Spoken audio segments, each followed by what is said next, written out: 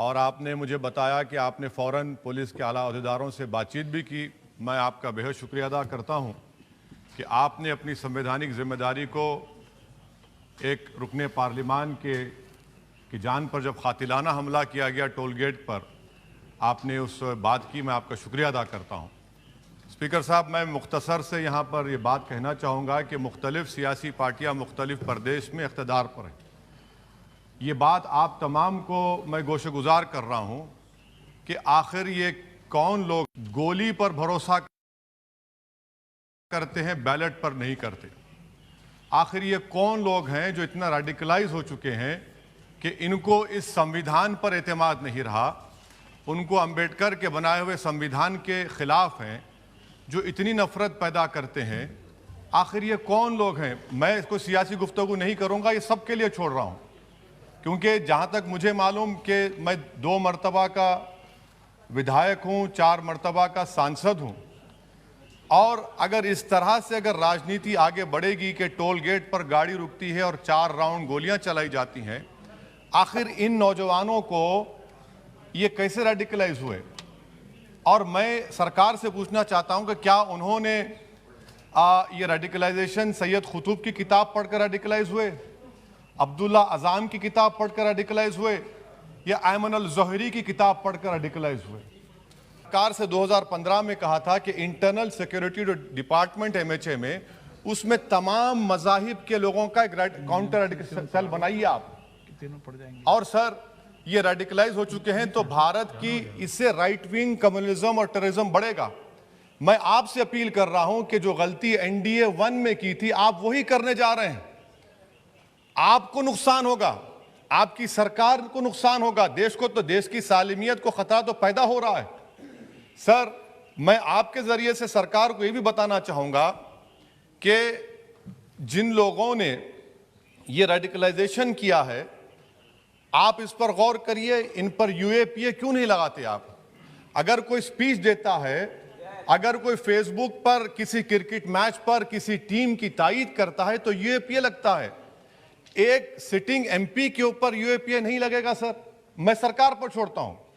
Sir, चौथी बात यह है कि रेडिकलाइजेशन की जब बात होती है, हमने यहां पर एक कांग्रेस के बड़े नेता से सुना कि 2 भारत हैं दौलत के एतबार से। नहीं सर, भारत की दौलत मोहब्बत है। भारत की दौलत पैसों की दौलत नहीं है, भारत की दौलत मोहब्बत है। हां, 2 भारत हैं, एक मोहब्बत पर जो पिछले कई बरसों से आबाद है, और एक नफरत पर भारत बन रहा है। तो क्या आप दौलत की भारत की मिसाल देंगे या मोहब्बत की भारत की मिसाल देंगे? अगर मोहब्बत की भारत की मिसाल देंगे तो उसमें आपको मेरी जबान को रोकने के लिए गोली चलाने की जरूरत नहीं है। इस 2 भारत को समझने की जरूरत है। सर, खत्म सर, मुझे खत्म सर सुनिए सर, मैंने करीब से 6 फीट से गोलियां देखी, मुझे बोलने दीजिए सर। हो सकता है कि कल दिन ना देखूं मैं। अगर मैं यहां पर नहीं बोलूंगा तो कहां बोलूंगा सर? आप मुझे प्लीज बोलने दीजिए। सर, मैं आपसे गुजारिश यह करना चाहूंगा कि आप हरिद्वार में, रायपुर में और इलाहाबाद प्रयागराज में मेरे बारे में क्या कहा गया, आपके नायबी की रिपोर्ट है ना, आप क्यों छुपा रहे उसको? देखिए, मैं मौत से नहीं डरने वाला हूं, हम सबको जाना है इस दुनिया से, बल्कि मैंने कह दिया कि मैं इस वतन में पैदा हुआ, मेरी मां की कोख से तो जमीन पर लिटाया गया। जब मेरी आंख बंद हो जाएगी तो इंशाल्लाह औरंगाबाद की जमीन मुझे दफनाया जाएगा। मगर मैं आपसे अपील करना चाह रहा हूं सरकार से सर, कि जो कुछ बातें की गई हैं उसको देखिए। मैं Z कैटेगरी सिक्योरिटी नहीं चाहिए मुझे, मैं हरगिज नहीं चाहिए मुझे। मैं 94 से पॉलिटिक्स में हूं, मैं आजाद जिंदगी गुजारना चाहता हूं। मैं घुटन के साथ जिंदा नहीं रह सकता इस दुनिया में। मुझे जिंदा रहना है तो अपनी आवाज उठाना है, मुझे अब जिंदा रहना है तो सरकार किसी के उनके खिलाफ बोलना है, और अगर गोली लगती है तो मुझे कबूल है, मगर मैं घुटन की जिंदगी नहीं गुजार सकता सर। मेरा मानना यह है कि संविधान में अगर देश के गरीबों को, मजलूमों को, अल्पसंख्यक समाज को सिक्योरिटी मिलेगा तो मुझे मिलेगी। सर, आपकी चिंता हमें है ना सर, इसलिए सिक्योरिटी दे रहे हैं आपको नहीं सर। देश के गरीब बचेंगे तो मैं बचूंगा। ओवैसी की जान इखलाक पीलू से बढ़कर नहीं है सर। ओवैसी की जान उस वक्त बचेगी जब गरीब की जान बचेगी। इसीलिए मैं आपके जरिए सरकार से अपील करना चाहूंगा कि सर, इस नफरत को खत्म करिए, इस नफरत को खत्म करिए और इस पर आप गौर करिए। मैं नहीं लूंगा सिक्योरिटी, मैं जेड कैटेगरी नहीं चाहता हूं सिक्योरिटी। मुझे ए कैटेगरी का शहरी बनाइए आप, मुझे ए कैटेगरी का शहरी बनाइए ताकि मेरी और आपकी जिंदगी बराबर हो। जब देश के प्रधानमंत्री पर सिक्योरिटी ब्रीच हुआ, अपोजिशन की तरफ से मैंने कहा था कि गलत हुआ, सब सेकुलर पार्टी के लोगों ने कहा कि ओवैसी तुम क्यों बोले? मैंने कहा नहीं, देश का प्रधानमंत्री मेरा है, सिक्योरिटी ब्रीच हुई तो एक्शन लेना चाहिए। मगर 4 मर्तबा के एमपी पर कोई 6 फीट के फासले से 4-4 गोली चलाता है। मुझे मौत है, हम सबकी मौत है, मगर मैं इन गोली चलाने वालों से डर कर खामोश नहीं बैठने वाला हूं। और मैं दुआ करता हूं कि उत्तर प्रदेश में पुरअमन पोलिंग होगी इंशाअल्लाह। उत्तर प्रदेश की जनता गोली चलाने वालों का जवाब बैलेट से देगी, नफरत का जवाब मोहब्बत से देगी और कमजोरों को दबाने का जवाब हिस्सेदारी से देगी। मेरी आपसे गुजारिश है सर कि मुझे जेड कैटेगरी नहीं चाहिए, मैं रिजेक्ट करता हूं। आप इंसाफ करिए सर, उस पर यूएपीए लगाइए। और इनके दिमाग कौन है?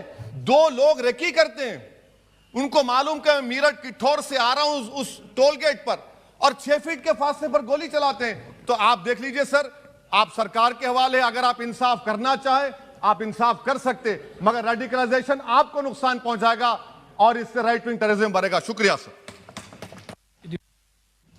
Thank you, sir. Sir, I endorse with the feeling of Mr. Owaisi. Incident took place at the UP port convoy of Owaisi. It is highly condemnable and at the same time it is very sad also. I also urge upon the government to take swift action to find out the culprits and bring them before the law. We should allow that the thing should not be in this way. Okay. Because of course there may be different opinions, but we should not go to this extent. Speaker साहब, ये पूरे सदन की भावना है कि हमारे मित्र, हमारे सांसद भाई और अजीज दोस्त सही सलामत आए हैं और उनकी तबीयत और ठीक ठाक से वहाँ से निकले, इसके लिए हम सब भगवान का धन्यवाद करते हैं और ईश्वर से प्रार्थना करते हैं कि इनकी लंबी आयु हो और ये देश के समाज के काम में लंबे समय तक सेवा देते रहें। राज्य सरकार ने तुरंत इस पे गहराई से कार्रवाई की, आरोपी पकड़े भी गए हैं, उनके व्हीकल को भी जब्त किया गया है, उनके जो उन्होंने इस्तेमाल किया था हथियार भी बरामद किए गए और पूरी गंभीरता से इस विषय के ऊपर कार्रवाई चल रही है। माननीय गृह मंत्री जी सोमवार को, आज वो दिल्ली में नहीं है, सोमवार को इस विषय में विस्तार से सदन को अवगत कराएंगे। धन्यवाद। माननीय सदस्यगण, मैं एक विषय आपके ध्यान में डालना चाहता हूं कि सदन के अंदर और सदन के बाहर अध्यक्ष पीठ पर की जाने वाली टिप्पणी इस सदन की मर्यादा के लिए उचित नहीं है। यह सदन की मर्यादा उच्च कोटि की है, जिसका सभी माननीय सदस्य सम्मान करते हैं।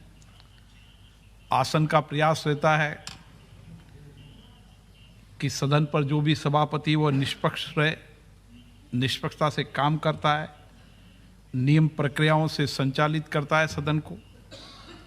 और अध्यक्ष पीठ पर बैठने वाला माननीय सदस्य या माननीय सदस्या को अध्यक्ष के रूप में